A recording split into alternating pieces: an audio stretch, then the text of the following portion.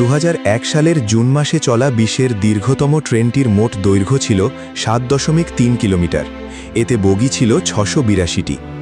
এই ট্রেন টানার জন্য 8টি লোকোমোটিভ ইঞ্জিন বসানো হয়েছিল। আসুন এই ট্রেনের ব্যাপারে আরও কিছু তথ্য জেনে নেওয়া যাক।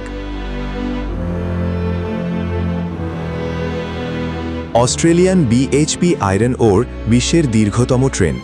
2001 সালের 21 জুনে চলা এই ট্রেনটি সবচেয়ে ভারী ট্রেনের পাশাপাশি দীর্ঘতম ট্রেনের জন্য বিশ্ব রেকর্ড করেছিল।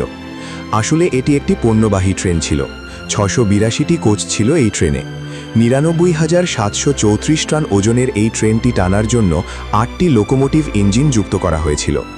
ট্রেনটি ইয়ান্ডি এবং পোর্ট হেডল্যান্ডের মধ্যে 275 কিলোমিটার চলেছিল এবং 82,000 টন লৌহ আকরিক বহন করেছিল। বিশ্বের এই দীর্ঘতম ট্রেনটি একজন চালক চালিয়েছিলেন। 275 কিলোমিটার দূরত্ব অতিক্রম করতে 10 ঘন্টা 4 মিনিট সময় লেগেছিল।